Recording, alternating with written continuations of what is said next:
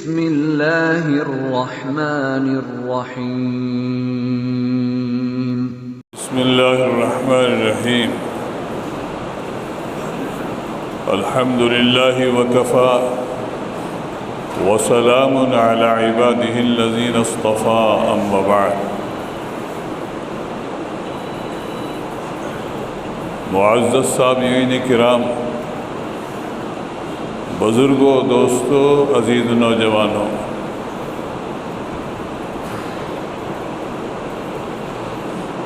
جناب نبی کریم صلی اللہ علیہ وسلم نے ارشاد فرمایا،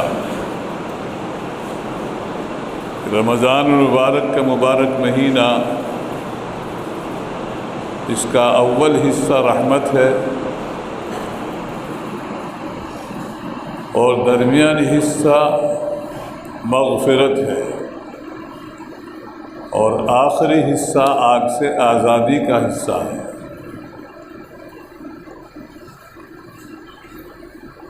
ایک عشرہ رمضان مبارک کا گزر چکا ہے، آج 10واں روزہ ہے، تو گویا رحمت کا عشرہ ختم ہونے جا رہا ہے۔ اس کا مطلب یہ نہیں ہے کہ رحمت ہی ختم ہو جائے گی، کبھی سمجھ لو رحمت ختم ہو گئی۔ یہ رمضان المبارک میں جو رحمت اترتی تھی وہ حصہ ہے۔ اللہ کی رحمت کے بغیر تو کام ہی نہیں چلنے کا، نہ دنیا میں نہ آخرت، بغیر اس کے فضل کے اور بغیر اس کی رحمت کے نہ دنیا میں کام چلے نہ آخرت میں کام چلے،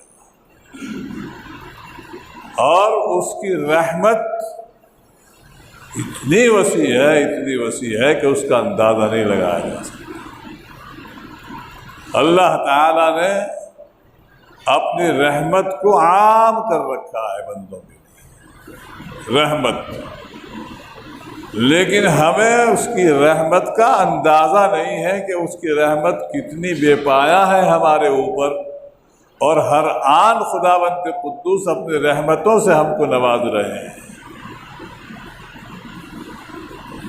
سانس لے رہے ہیں، کھانا کھا رہے ہیں، ہاتھوں سے پکڑ رہے ہیں، چل رہے ہیں، سمجھ بوجھ ہے ہمیں، عقل اور بینائی اور دانائی اللہ تعالیٰ نے ہم کو عطا فرما رکھی ہے، یہ بغیر اس کی رحمت کے نہیں ہے۔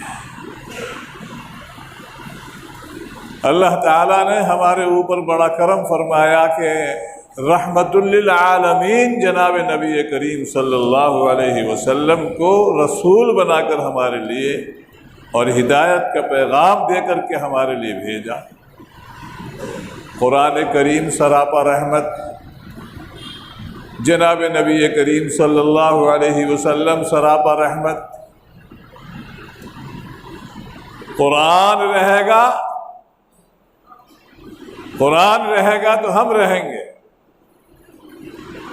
اور نبی رحمت اپنے روضہ مبارک کے اندر، اپنے قبر اطہر کے اندر موجود ہیں تو ہم موجود ہیں، کنیکشن جڑا ہوا ہے۔ جناب نبی کریم صلی اللہ علیہ وسلم کی روح مطہر سے ایمان والوں کا کنیکشن جڑا ہوا ہے، وہ نبی رحمت ہے۔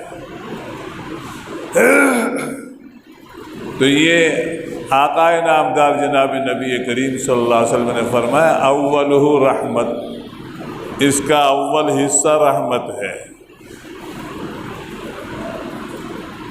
اور اس رحمت کو تو عام لوگ بھی مشاہدہ کرتے ہیں، اور جو خواص ہیں تو ان کو تو اللہ تعالیٰ کیا کیا دکھاتے ہیں وہ تو وہی جانتے ہیں۔ اولہ رحمت و اوسطہ مغفرت، اول حصہ رحمت ہے اور اس کا درمیانی حصہ مغفرت ہے۔ جب بندوں نے کچھ اعمال کر لیے، کچھ اللہ کو راضی کرنے والے اعمال کیے، روزے بھی رکھے، قرآن کریم کی تلاوت بھی کی، تراویح بھی پڑھی، تو اللہ کو اور پیار آ گیا اپنے بندوں کو، اور پیار آ گیا۔ رحمت تو پہلے سے تھی، اور اگر رحمت نہ ہوتی اس کی تو کیوں کھڑے ہوتے تراویح کے اندر 2 پارے 3 پارے سننے کے لیے؟ ابھی تو روزہ افطار کیا تھا، پیٹ میں بھی گرانی تھی، اور کھڑے ہونے کو بھی طبیعت نہیں چاہ رہی تھی، بالکل بہت کاہلی اور سستی ہو رہی تھی، اور بدن لاغر ہو رہا تھا اور کمزور ہو رہا تھا، لیکن اس کی رحمت نے کھڑا کر دیا۔ کیسی رحمت ہے اس کی کہ اس کی رحمت کی وجہ سے اس کی رحمت کو لوٹنے کے لیے بندہ کھڑا ہو جاتا ہے اور تراویح پڑھتا ہے، اور لمبی لمبی رکعتیں بھی پڑھ لے تو کوئی بھی گرانی نہیں ہوتی، اور سن لیتا ہے اور پڑھ لیتا، حافظ پڑھ لیتا ہے، اور تراویح سننے والے سن بھی لیتے ہیں، اللہ یہ کہ کوئی معذور ہو بیٹھنے کی بھی اجازت ہے، کوئی تھوڑی ہے کہ اتنا جبر کیا کہ نہیں کھڑے ہی رہو، گری جاؤ، ایسا بھی نہیں، بیٹھ جاؤ۔ تو اول حصہ رحمت، اب کچھ اعمال کر لیے تو خدا کو اور پیار آ گیا، تو نے قرآن کی تلاوت بھی کر لی، روزے بھی رکھ لیے، راتوں کو سحری میں بھی اٹھ گیا، اور تو نے سنت کی ادائیگی بھی کر لی، سحری کھا کر کے سنت کی ادائیگی کی، اور یہ نیت کی کہ یہ سحری کھانا بھی سنت ہے جناب نبی کریم صلی اللہ علیہ وسلم۔ یہ نہیں کہ بس تراویح پڑھ کے اور کھانا کھا کے سو گئے، اور پھر فجر کی بھی پتہ نہیں کہ ہوگی یا نہیں ہوگی، نہیں، سحری کھانے کے لیے اٹھنا اور 1-2 لقمے ہی کھا لینا اس نیت سے کہ یہ میرے آقا جناب نبی کریم صلی اللہ علیہ وسلم کی سنت ہے، اس کے اوپر بھی باری تعالیٰ ثواب عطا فرماتا ہے۔ تسحروا فإن فی السحور برکہ، سحری کھایا کرو اس لیے کہ سحری کھانے میں برکت ہے۔ جناب نبی کریم صلی اللہ علیہ وسلم نے صحابہ کو کہا آؤ برکت والا کھانا کھاؤ، ہم سمجھتے نہیں کیا ہے برکت، آپ فرما رہے ہیں آؤ برکت والا کھانا کھا لو، سحری کے کھانے کو کہہ رہے ہیں برکت والا کھانا، ہاں برکت والا کھانا۔ کیسے کیسے نوازا ہے باری تعالیٰ نے ایمان والوں کو، کس طرح سے نوازا ہے، اور عجیب نوازنے کی عجیب انداز ہے اس کے نوازنے کے کہ وہ اپنے ماننے والوں کو کس طرح سے نوازتا ہے۔ بھائی جان، یہ کرونا چل رہا، موتیں جو اس میں ہو رہی ہیں ایمان والوں کی، یہ بھی خدا بند قدوس نواز رہا ہے، شہادت کا درجہ دے رہا۔ ویسے تو شہادت ملتی نا، گھر بیٹھے تو تھوڑی شہادت ملے، گھر بیٹھے شہادت نہیں ملتی، اور شہادت جو ہے یہ اللہ تعالیٰ نصیب وروں کو عطا فرماتے ہیں۔ بہت بڑا نصیب ور ہے وہ جس کو شہادت نصیب ہو جائے، اعلیٰ درجے کی شہادت تو وہی ہے، اس کو سب جانتے ہیں، دشمن کے مقابلے میں جائے اور اپنی جان کو اللہ کے کلمے کو بلند کرنے کے لیے اپنی جان کو قربان کر دے، اللہ کا کلمہ بلند ہو جائے، وہ تو اعلیٰ درجے کی شہادت۔ لیکن جناب نبی کریم صلی اللہ علیہ وسلم نے شہادت کے اور بھی بہت سارے درجے لوگوں کو بتلائے، یہ بھی ایک درجہ ہے، یہ بھی ایک درجہ ہے، شہادت کا یہ بھی درجہ ہے، یہ بھی درجہ ہے۔ تو میں بتا رہا ہوں کہ کورونا کی اس بیماری کے اندر اگر کوئی ایمان والا مر رہا ہے تو اللہ تعالیٰ اس کو بھی نواز رہے ہیں، دیکھ گھبرانا مت، یہ کہ بیماری ہے، وبا ہے، کہ گھبرانا مت، تمہیں تو درجے دے رہے ہیں ہم، یہ لو، اب کہا کہ گھبراہٹ، کوئی گھبراہٹ نہیں ہونی چاہیے، اور ایمان والے کو موت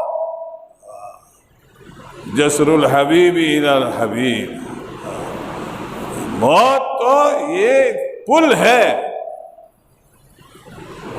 موت ایک پل ہے، دوست کو دوست سے ملاقات کے لیے ایک پل ہے یہ، وہ تو محبوب سمجھتے ہیں موت کو، وہ یہ نہیں سمجھتے کہ اس میں موت آئے گی، کراہت ہوگی، دل میں وہ پریشانی آئے گی، نہیں، کوئی پریشانی نہیں، کوئی پریشانی نہیں۔ صحابہ کرام رضوان اللہ تعالی اجمعین کے مقدس واقعات کو پڑھ پڑھ کر کے اندازہ ہوتا ہے کہ وہ موت کو کیسے گلے لگاتے تھے اور کتنی محبت ان کے دلوں کے اندر موت محبوب تھی، موت محبوب، لیکن موت کی دعا نہیں کرتے تھے۔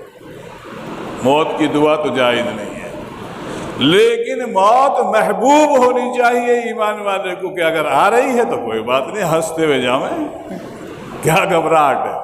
اعمال کر کے اگر انسان گیا ہوگا اور اپنے اندرون کو بنا کر کے گیا ہوگا تو موت کے وقت میں بھی ہنستا ہوا جائے گا۔ دنیا رو رہی ہوگی کہ ارے جا رہا، اور وہ ہنستا ہوا جا رہا ہوگا۔ مرزا مظہر جانا رحمۃ اللہ علیہ کا بڑا عجیب شعر ہے، ان کو مرنے سے شہید ہونے سے چند گھنٹے پہلے انہوں نے کہا تھا، پہلے ہی کہہ دیا۔ دیکھیے اللہ والوں کی تو عجیب شان ہے، پہلے ہی کہہ دیا، مرنے سے پہلے، شہادت ہونے سے پہلے اپنے شہید ہوئے تھے مرزا مظہر جانا رحمۃ اللہ علیہ، کسی نے شہید کر دیا تھا۔ تو اپنی موت سے پہلے کہہ رہے ہیں، لوگ کہتے ہیں کہ مظہر مر گیا، لوگ کہتے ہیں کہ مظہر مر گیا، یہ غلط ہے، وہ تو اپنے گھر گیا۔ ہو گیا، کتنی تسلی ہے، تو گھر تو ہمارا وہی ہے، وہیں تو گئے، پھر کیوں پریشان ہو رہے ہو، کیوں پریشان ہو رہے ہو؟ لوگ کہتے ہیں کہ مظہر مر گیا، یہ غلط ہے، وہ تو اپنے گھر گیا۔ وہ گھر جانا، گھر تو ہمارا وہی ہے۔ تو اولہ رحمت و اوسطہ مغفرہ، درمیانی حصہ مغفرت ہے، یہ اللہ تعالیٰ نواز رہے ہیں اپنے بندوں کو۔ اب تم نے کچھ اعمال کر لیے تو اب ہم تمہاری مغفرت کرتے ہیں، اب مغفرت ہو گئی، اور مغفرت ہونے کے بعد میں پھر اور انعاموں سے نواز رہے ہیں۔ آخری حصہ آگ سے آزادی کا حصہ ہے، یہ اور خوشخبری سنا دی کہ ہم نے مغفرت بھی کر دی اور جہنم سے بالکل آزادی بھی عطا فرما دی۔ وَآخِرُ عِتْقٌ مِّنَ النِّيرَانِ، آگ سے آزادی بھی تمہیں جو ہم نے عطا فرما دی، اور باری تعالیٰ تو اتنی بے پایا رحمتیں فرمائیں گے، دنیا میں تو ہے ہی اور آخرت میں بھی ہر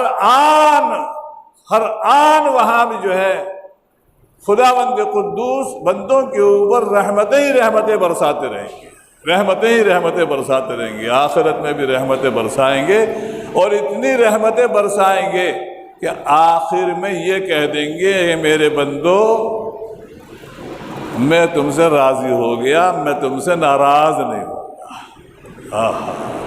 کتنا مزہ آئے گا، کتنا مزہ آئے گا جب میرا مالک یہ کہے گا کہ میرے بندو، میں تم سے راضی ہو گیا اور میں ناراض نہیں ہوں گا۔ خداوند قدوس اگر یہ کہہ دیں کہ میرے بندے میں تجھ سے راضی ہوں، یہ بہت بڑا انعام ہے اللہ تعالیٰ، بہت بڑا انعام۔ جناب سیدنا ابوبکر صدیق رضی اللہ تعالیٰ عنہ کا، جناب سیدنا ابوبکر صدیق رضی اللہ تعالیٰ عنہ کو کہہ دیا تھا، دنیا ہی میں کہہ دیا، اے ابوبکر صدیق میں تجھ سے راضی ہوں، اور جس سے تو راضی ہو جاوے میں بھی اس سے راضی ہوں۔ سبحان اللہ، یہ ہے کیا ابوبکر صدیق رضی اللہ تعالیٰ عنہ کا مقام ہے۔ کیوں؟ اس لیے کہ انہوں نے اپنے تن من دھن کو سب کو رسول اللہ صلی اللہ علیہ وسلم کے اوپر قربان کر دیا تھا۔ اس لیے اللہ تعالیٰ نے رضامندی کا پروانہ عطا فرمایا سیدنا ابوبکر صدیق رضی اللہ تعالیٰ عنہ۔ دوستو، یہ رمضان المبارک جو ہمیں عطا فرمایا گیا ہے، یہ ہمیں نوازنے کے لیے عطا فرمایا گیا ہے۔ اپنے بندوں کو نواز رہے ہیں، باری تعالیٰ نوازنا چاہتے ہیں، لیکن اگر تو ہی نہ چاہے تو بہانے ہزار ہیں۔ تم ہی نہ آؤ اور خدا کو نہ مناؤ اور خدا سے اپنے فیصلے نہ کرواؤ تو پھر اس کا کیا؟ وہ تو غنی ہے، تو اللہ الصمد ہے، بے نیاز ہے، وہ غنی ہے، اسے کسی کی عبادت کی حاجت نہیں ہے۔ ساری دنیا مل کر کے خداوند قدوس کی باغی ہو جائے تو اس کی ذات کے اندر کوئی نقص نہیں ہو سکتا، اور ساری دنیا مل کر کے خدا کے لیے سجدہ ریز ہو جائے اور عبادت میں غرق ہو جائے اور مطیع اور فرما بردار ہو جائے تو خداوند قدوس کی ذات کے اندر کوئی بڑھوتری نہیں ہو جاتی، وہ تو غنی اور بے نیاز ہے۔ تو فائدہ تو ہمارا ہے، ہم آئیں اور خدا کو منائیں۔ اس وبائی دور کے اندر اگر ہم نے اپنی اصلاح نہ کی تو اس سے بھی بھیانک حالات آ سکتے ہیں۔ جیسے کہ ہماری حکومت نے بھی یہی سوچا تھا کہ کرونا تو دفع ہو گیا، چلا گیا اور ہم اس کے اوپر قابو پا لیا۔ ہم نے رب بھی یہی دعوے ہیں کہ کرونا پر قابو پا لیں گے، یہ کر لیں گے، وہ کر لیں گے، ہے کچھ نہیں۔ یہ تو خدا سے لو لگانے پر کام چلتا ہے۔ ہم پہلے بھی غافل رہے اور آج بھی غافل ہیں۔ جو ہمیں خدا کی طرف متوجہ ہونے کی ضرورت تھی اور جتنا ہونا چاہیے تھا ہم متوجہ نہیں ہوئے ہیں، اور وہ ہم نے مانگا ہی نہیں ہے۔ دل کی تڑپ کے ساتھ میں اگر ہم مانگتے تو اللہ تعالیٰ عطا فرمانے کے لیے اور اپنی بے پایا رحمت کو نچھاور کرنے کے لیے ہمارے اوپر ہر وقت تیار ہے۔ وہ تو آواز لگاتے ہیں، اور رمضان کی تو ہر رات میں آواز لگا رہے ہیں۔ شب برات میں وہ تو ایک مخصوص رات کے اندر، اور شب قدر کی مبارک راتوں کے اندر، لیکن رمضان کی تو ہر رات کے اندر باری تعالیٰ نزول اجلال فرماتے ہیں، باری تعالیٰ نزول اجلال فرماتے ہیں اور آوازیں لگواتے ہیں، میرے بندو مجھ سے مانگو میں دوں گا۔ وَإِذَا سَأَلَكَ عِبَادِي عَنِّي فَإِنِّي قَرِيبٌ أُجِيبُ دَعْوَةَ الدَّاعِ إِذَا دَعَانِ فَلْيَسْتَجِيبُوا لِي وَلْيُؤْمِنُوا بِي لَعَلَّهُمْ يَرْشُدُونَ۔ اس سے مانگو میں عطا فرماؤں۔ اس لیے بزرگوں اور دوستو، ہمیں اللہ کی طرف متوجہ ہونا کی ضرورت ہے، اور گھبراہٹ ہمارے دل کے اندر نہیں ہونی چاہیے۔ یہ مہینہ صبر کا ہے، یہ مہینہ آقا نامدار جناب نبی کریم صلی اللہ علیہ وسلم فرمائے مہینہ صبر کا ہے، اور صبر کا بدلہ جنت ہے۔ تو اس لیے صبر میں یہ بھی داخل ہے کہ آدمی جزا فضا نہ کرے، گھبراہٹ میں مبتلا نہ ہو، مستقل مزاجی کے ساتھ میں اعمال کے اوپر جمع رہے، مستقل مزاجی کے ساتھ اعمال کے اوپر جمع رہے، تو اللہ تعالی اس کو دنیا ہی کے اندر ایسی حلاوت عطا فرماتے ہیں کہ جس حلاوت کو یہ خود محسوس کرتا ہے۔ اللہ تعالی ہم سب کو عمل کی توفیق عطا فرمائے۔ وآخر دعوانا الحمدللہ رب العالمین۔